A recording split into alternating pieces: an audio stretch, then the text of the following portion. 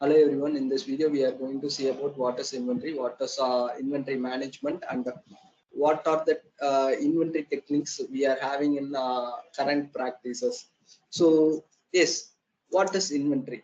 Inventory is we can call it as a raw material. We can call it as an inventory.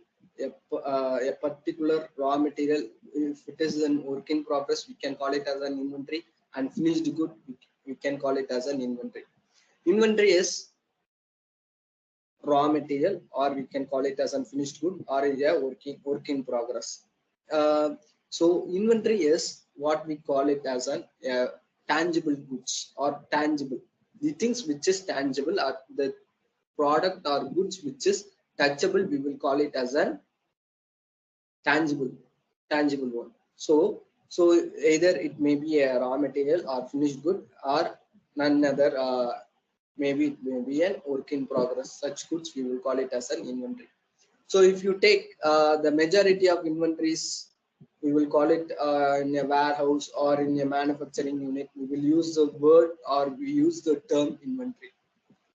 So inventory management is more important in business aspects, even in logistics and supply chain, and so on. So if you take inventory management, how much I am going to hold my raw material, how much I am going to take it for work in progress, and how much I am going to have it as a finished good in my manufacturing unit, and so on. So inventory management is nothing but holding a raw material or holding a finished good. The movement of material, we will call it as an inventory. Movement of material, even if it is a raw material or work in progress or finished good, the movement of raw material or material, we will call it as an inventory management. How we are going to manage as effective, as efficient as, that's all about inventory management. So the proper planning, organizing, everything will be there. How I am going to utilize my material as effective as efficient one. Yes, so there is n types of techniques to manage inventory. So inventory management techniques, we are having multiple things. First one is just in time, second one is minimum order quantity, third one is ABC analysis, fourth one is first in first out, last in first out, yes, economic order quantity, drop shipment, and consignment. These are the few inventory techniques we are following in current practices. So we'll see one by one. So yes, first one is first in first out, last in first out. So we will call it as an first in first out is nothing but what we purchase, we will take that as an first one. If I am going to purchase a sugar, I will take the sugar first. What I purchase, based on my purchase, I will take the things out. So we will call it as an first in first out. So if I'm going to purchase first, as a first one, I'm going to get that out as an first one. So just let me give you a simple example. In a shelf, I'm going to place a book in order wise or in the sequence. So I can able to, if it is a closed shelf, if you think it's a closed shelf, if you keep first book, you can, if you take, you can get that first book. So first in first out, it's nothing but what comes in, that will comes out first. So if I am going to purchase one commodity previous month and also for this month, when I start using those commodity, what I will do means I will stick on to the previous month commodity first, and then I will go for this month what I purchased for. So if I'm going to purchase a raw material, based on the purchase thing, I will take my raw materials. That's, we will call it as a first in first out, last in first out. So the products which is not decomposable or which has longer lifetime, we can use last in first out inventory technique. Because if you take if same, same example, let me tell. If I am having a table, I can place my book one above the other. Even if I can able to take the first book. That's the concept.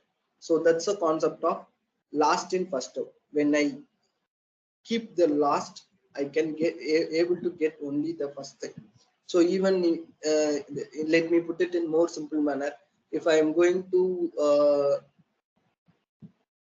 pour some sugar in a box, I can able to taste the first sugar I can able to take. So first in first out is what comes in first, that comes out first. Last in is what lastly comes in, that will comes out first.